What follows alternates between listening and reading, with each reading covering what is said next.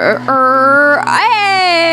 welcome to Elevate, everybody. Come on over, grab a seat. Come on over, turn off your video games, put the balls away. We're glad you're here on this beautiful Sunday morning. Everybody feeling awake? Great. Me too.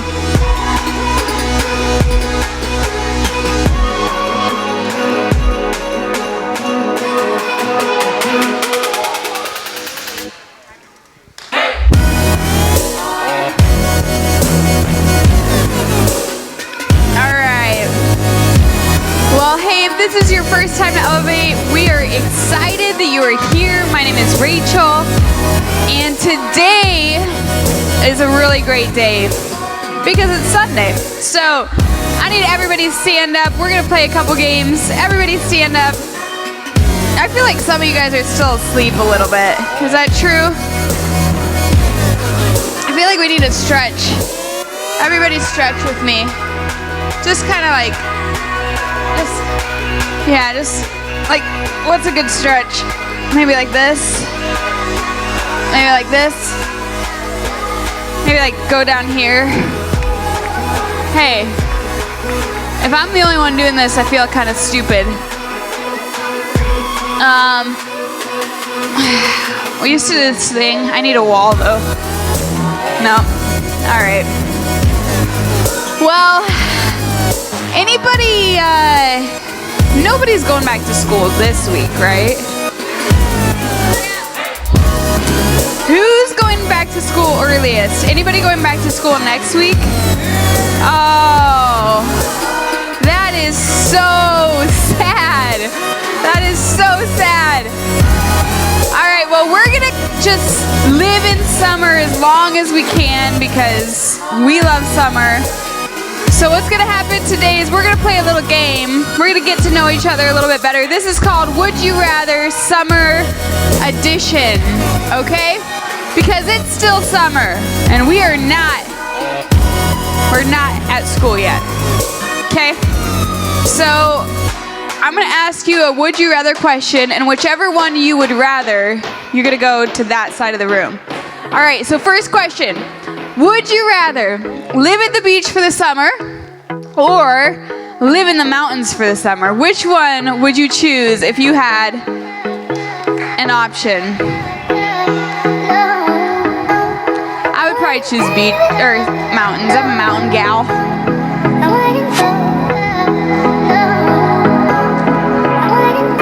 Like, I don't like really hot weather. Okay. All right, next question. Would you rather... Next question. Go to Disneyland for a week, but have it rain every day, or stay at home, but have it be beautiful and sunny? Dude, have you guys ever been to Disney? It's amazing. It doesn't matter. And on raining days, it's not busy, so you get to ride more rides.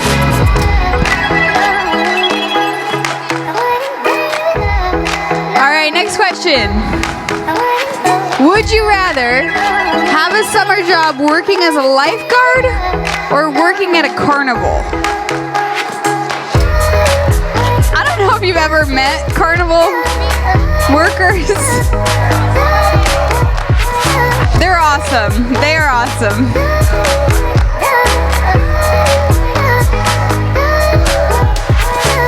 All right, next question. Would you rather get to choose which teachers you're going to have next year or choose all of your classmates? That's a good question.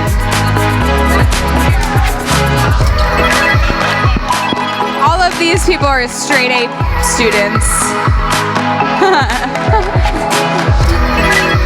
All right, next question.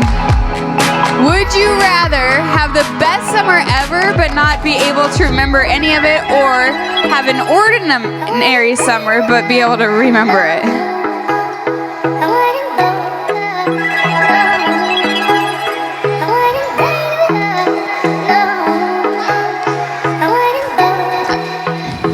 All right, I think we have 2 more maybe. Next question. Would you rather spend all day in your favorite city anywhere in the world or spend all summer traveling to different cities around the world? What's your favorite? Paris and Sydney. Did anybody go to a cool place this summer? Your house? Wilmette? Wilmette's pretty sweet. It's hopping. Seriously, no one went anywhere? Europe? New York? Nice. Where? England. Awesome. I've never been to England. All right. Next question. Would you rather have a summer pass to a concert venue or have a summer pass to an amusement park? Ooh, that's a good one.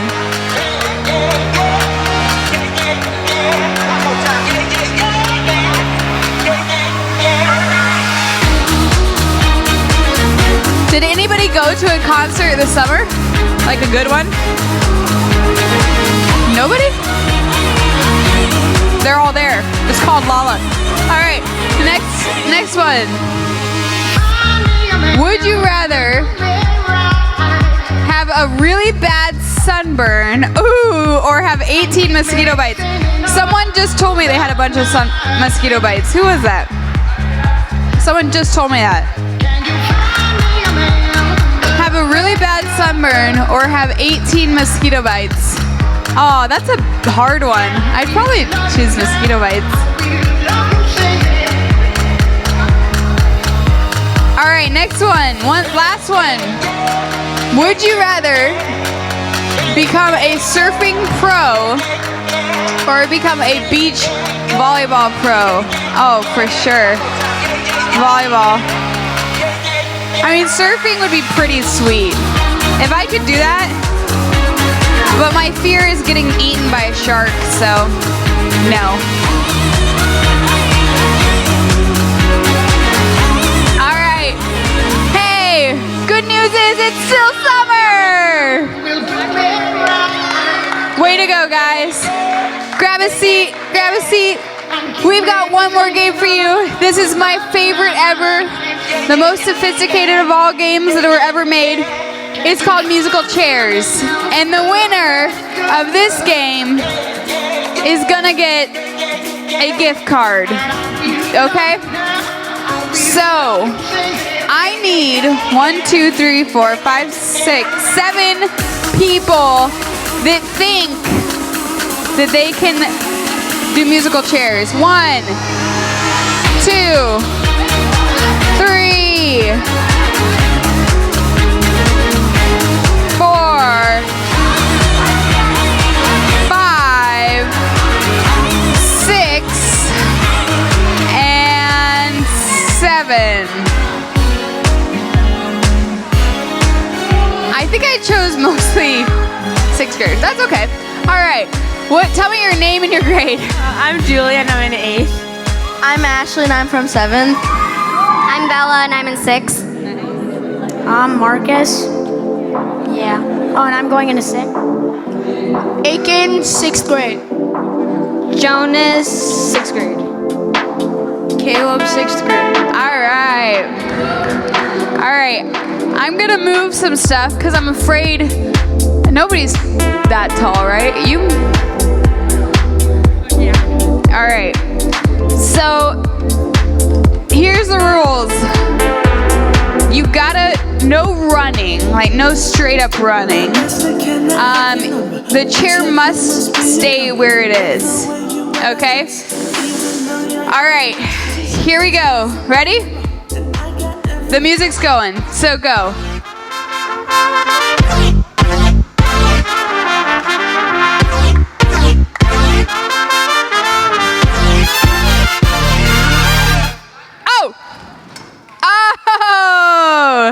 All right, way to go, way to go. Next one. All right, everybody stand up. We're going to remove one chair. Bring them in. Bring them in. All right, let's start it again.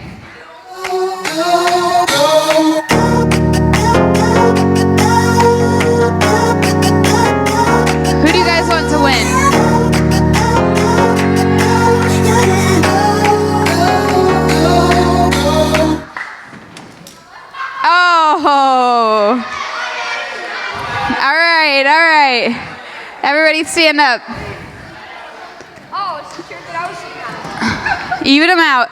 All right, we need to walk a little faster around these chairs, I think. All right, here we go. Everybody keep walking. Keep walking.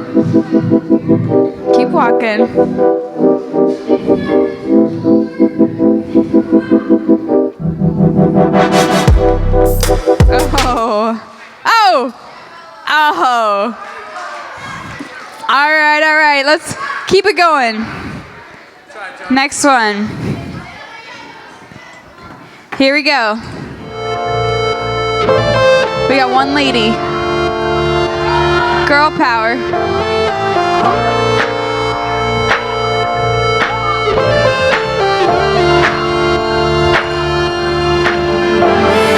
All my life been hustling and tonight is my appraisal, 'cause I'm a hooker selling. Oh! The final three. Here we go. Let's do it. You gotta keep walking and just keep on walking. Just keep on walking. Keep on walking. Yep. Oh! Oh, I'm gonna say you, my friend, are out. All right, we got 2 left. All right. There we go. Let's do this.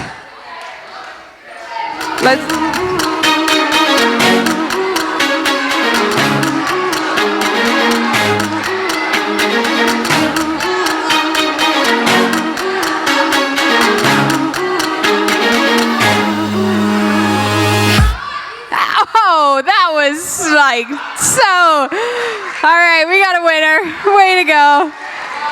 All right, we will get you a gift card sometime this service. I think it's to B-Dubs, so hopefully you like B-Dubs.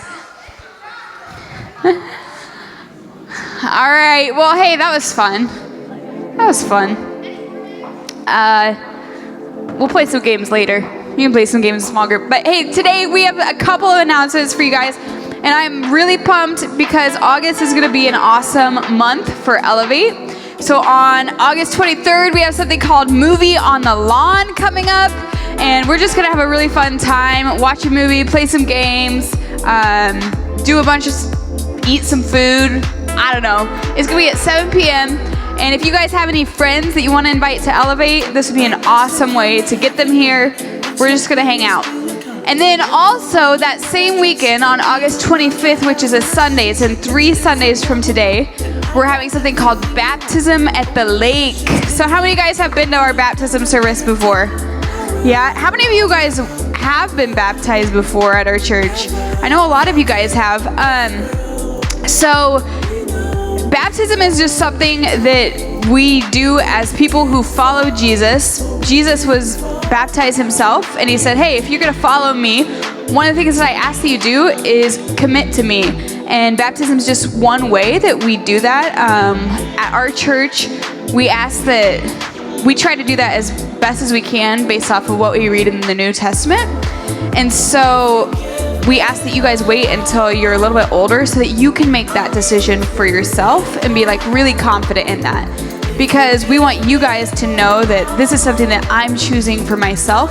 So a lot of times people ask me, well, like, what if I was baptized as an infant? Or like, is this something I should do again? And what we say to that is sometimes your parents made that decision for you as an infant, hoping that you would also affirm that when you have the decision yourself. And so really you're choosing this for yourself. And I know a lot of you guys have been wrestling with your faith, have made the decision to follow Jesus, and maybe this is a really good next step for you. So if you haven't made that decision and you're thinking about it, if you have questions, please talk to your small group leader, talk to me or Ken.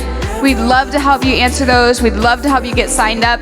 If you know that you want to get signed up for baptism, you can sign up by going to northshorestudents.org and get signed up there. So that's what I got for you guys.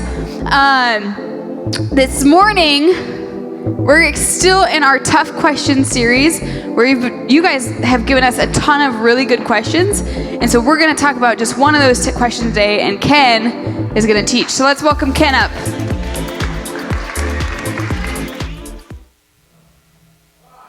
Who knows? Okay.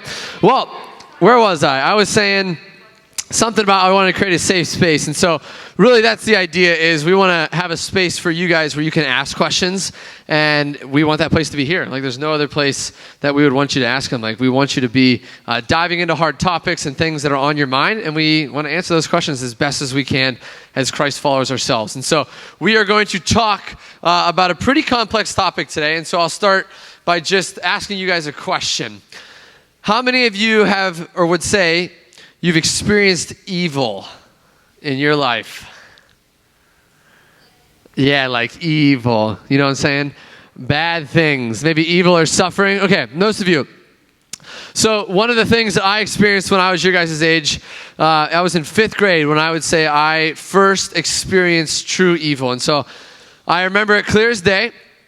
It was a Monday night in September, and me and my brother, we wanted to go the next day after school to a pizza shop.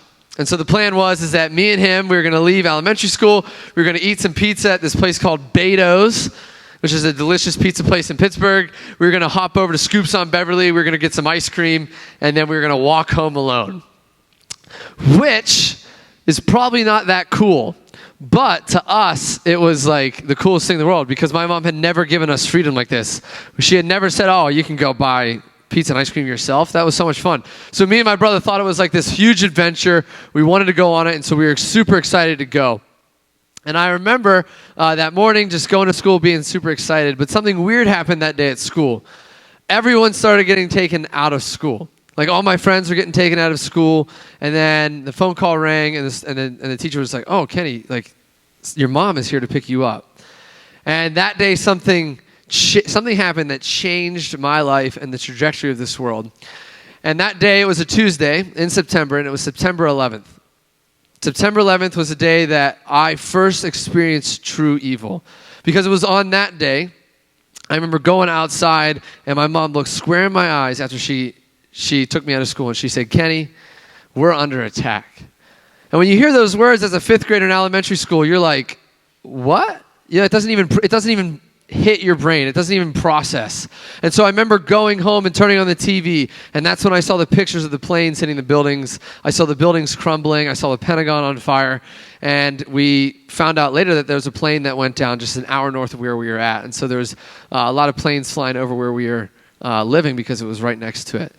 And so I remember when I experienced that day, probably with a lot of your leaders, that was a day that changed our lives, because we looked at something and we said, that was evil. That was pure evil. And I remember going to sleep that night with probably all the rest of Americans wondering, like, what's going to happen tomorrow? You know, like, is it over? Is it going to continue?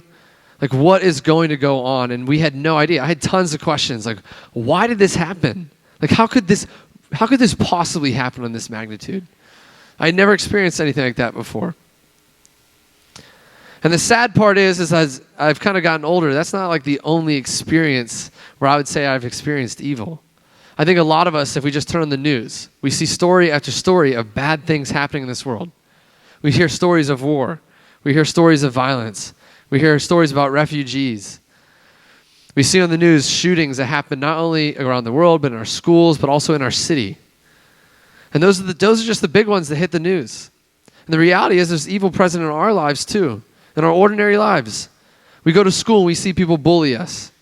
We see other people bullying one another, talking bad about one another. We hear of gossip or people lying or cheating or stealing. We hear of people hurting one another. There's violence and evil all around us. And I think the question that kind of comes to our brain, at least as Christ followers, and even you may not even be a Christ follower, you may still have this question, but it's like, why? Why, God, does this happen? Why does evil and suffering exist in this world? And a few weeks ago, you guys wrote down some of your questions. You wrote things like, why does God let bad things happen in the world? If God has the power to do anything, why does he allow bad things to happen? And why doesn't he change it? Why do bad things happen to good people? Why do bad things happen even though Jesus says that he was good? Why do bad things happen to my friends?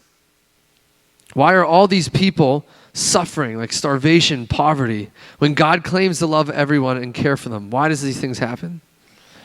And why do bad things happen to Christ followers too? These are your questions that you guys wrote down, which tells me you guys are struggling or at least thinking about the evil in this world and what to do about it. And I want to be super honest and clear with you off the bat.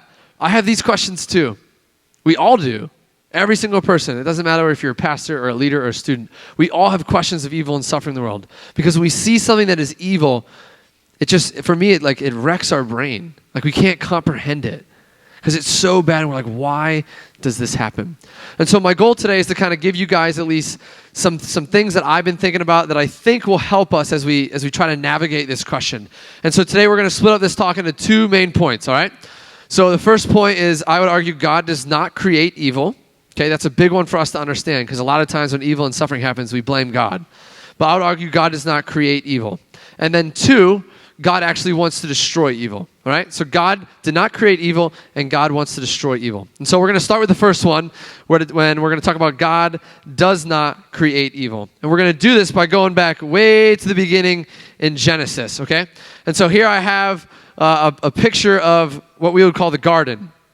God creates a good world. He creates the things in the air, like the birds and the sea. He creates everything in it. He creates the land. He creates the light. He separates it. And then he also creates Adam and Eve. And everything when he creates, all throughout the first chapter of Genesis, you will see this verse. It's repeated 7 times. It says, God saw that it was good. So 7 times in the first chapter in Genesis, God says, I created something, and not only did I create something, but it is good. Everything about the world was good. Everything was in order. Adam and Eve were in relationship with God. They were glorifying him. They were living in how he created them and designed them to live. And he wanted to protect that goodness, okay? He wanted to protect what was going on. And so what he told Adam and Eve is he said, you can eat from any tree in the garden. Okay, so imagine a garden with plenty of trees. You can eat from any single tree, but you can't eat from one. You can't eat from the tree of knowledge of good and evil. This is my Charlie Brown picture of the tree of knowledge of good and evil. I would imagine in real life it'd probably be a little bit more full, but this one's missing a few leaves, okay? But either way, this is our tree. And God said, don't eat from this tree, because if you eat from it, you will surely die. And so God challenges them and says, okay, you get a chance to choose. And some of you probably know the ending of the story. The serpent comes in, it tempts Adam and Eve. They end up taking from the fruit. And then from that point on, sin enters the world and evil begins. The next story of the Bible is a story of the fall and what happens, but then it's Cain and Abel. And Cain kills his brother Abel. Throughout the rest of history, you see evil things happening. You see Pharaoh making the Israelites slaves. You see horrible things happen with the kings. And ever since this moment when we took from the tree, did evil begin. And that's what I think we need to see from this story. God did not create evil. Evil became a possibility when we chose to give into it. You see, when you think about what's the problem with the world when evil and suffering, a lot of us think the problem is out there. A lot of us think the problem is with other people. But the reality is that we are harborers of evil. We lie, we cheat, we steal, we make fun of one another. We think the thoughts. We are the problems just as much as everyone else. It's ever since humans took from the tree, we are the ones that create war in this world. We create violence. We create systems that hurt people. It's us who's creating evil. And I think that's really important to understand because sometimes when we experience evil and suffering, we go, why God? Why did you allow it to happen? But I think the thing we need to think about is why are we doing it? We're the ones who are allowing evil and suffering to continue. We're the ones that do it. And if you're anything like me, you're probably sitting in your chair like, man, that is not a fun thought to think about. Like that makes me feel super guilty. Like, oh, God just wants to make me feel bad about the things I do. No. And here's why. Because for the rest of the story of the Bible, God had every chance to leave us in our sin. He had every right to say, oh, I gave these people the rules and they didn't follow it. He had every chance to be like, all right, you can do life on your own. But the rest of the Bible is a story about God coming alongside of us. He never abandons us. He never leaves us. Which leads me to my second point. You see, the first part is God did not create evil. It was not him, it was more of us. And the second point I want to talk about is God wanted to destroy evil. He wants to destroy it. And that's where we fast forward to the idea of the cross. Because on the cross is where we see Jesus conquering and going right face in front of evil. He ends it right here. This is the most important part when we think about Christians and our walk with Jesus. And so we're going to read a passage in Romans where Paul talks about the cross and what Jesus did for us. And so it's found in Romans chapter 5, and we're going to read a few verses and talk about it. It says this, "You see, at just the right time when we were still powerless, Christ died for the ungodly. Very rarely will anyone die for a righteous person, though for a good person someone might possibly dare to die. But God demonstrates his own love for us in this: while we were still sinners, Christ died for us." And I love this verse because in the middle it talks about this idea of sacrificing for the righteous. You see, I think a lot of times we hear stories about people that sacrifice for one another, but it's normally stories of good people sacrificing for their friends. Think about it from like a military perspective, like someone who does something heroic. They sacrifice themselves for their brother or for their sister because they love that person. Or a mom sacrificing themselves for their kids so that their kid can live. We hear of stories like that. But very rarely do we hear stories where someone dies and sacrifices themselves for someone that doesn't deserve it. We rarely hear about those stories because they normally don't happen. But that's exactly what Jesus is doing for us. You see, we didn't deserve to be saved. We messed up. But the fact is that Christ came and went to the cross and died for us. He's the one that chose to do it. In Hebrews chapter 12, verse 2, it says this. It says, "For the joy set before him, he endured the cross." For the joy set before him, Jesus endured this. And you have to kind of ask yourself, how can there be any joy in dying? How can there be any joy in getting your hands and feet nailed to a cross? But the joy was something that Jesus wanted to obtain. The joy was the thing that helped lead him to the cross. The joy was the thing that helped take him out of heaven to walk on earth. And that joy was you. And that joy was me. Jesus' joy was you. That's what led him down. That's what led him to the cross. Because at the cross, Jesus dies and pays for our sins. He pays. He makes himself vulnerable to evil and suffering. Think about what Jesus experienced on the cross. It's evil and suffering. He experiences that on a cosmic level, and he does so for you. That was the joy. The joy was you, and the joy was me. And this is a picture of God saying, I'm not going to leave you guys abandoned. I'm not going to leave you to your sin. I'm going to bridge these two worlds together. You see, on the cross, Jesus goes to it to get us back to Eden. He wants us to be back into the presence of God, and the only way to do that was to pay for the things that we had did, that we will continue to do. Jesus pays for it because he knows the joy he's going to receive, and the joy that he's going to receive is you back in the garden with him, back in the presence of God. That is the beautiful picture of the greatest role reversal in history. We were left to our sin, but God did not abandon us. He did something about evil and suffering, and that should give us hope. Jesus made you his living hope. And my challenge to you this morning is, what would it look like if every single person in this room made him our living hope? What if you made Jesus the joy of your life? What would it look like for you to make a decision to say, okay, God made me his joy. I'm going to make him my joy. Because Elevate, if you do this, if you live a life that is with God, I promise you your life is going to change forever. It's going to change forever. Because the hard part about evil and suffering is when we are experiencing it, when we experience an illness in our family or cancer, or we see something horrible on TV that affects us, the question in our mind is never a philosophical question. We're not looking to get the answer like, did God create evil or didn't he? We're looking to God because we're experiencing something that hurts us. We're experiencing deep emotional pain. But when you believe in what Jesus did for you, when you understand what he does to you in the cross, you can look at this symbol and say, you know what? You are experiencing pain, so did he. You're experiencing rejection in your life from friends or from someone you care about, so did he. You experience embarrassment for who you are, what you're doing, or something mistake that you made. Jesus on the cross experienced embarrassment. He experiences rejection and shame and pain and suffering and all of those things. He makes himself vulnerable to all the evil in this world. And that helps every single one of us. We have a God that can relate to us. We have a God that knows exactly what we are feeling. So when you walk through the dark parts of your life, when you're walking through storms, know that God walked through one for you already. And you can go to him. He knows what it feels like to suffer. He knows what it means like to walk through a hard part of life. And the fact, when you look at this cross, you will see God not abandoning you. When you experience something really hard, like an illness or a death in the family, know that Jesus is right beside you. He's walking right with you along in this journey. That is who he is. So will you make him your joy?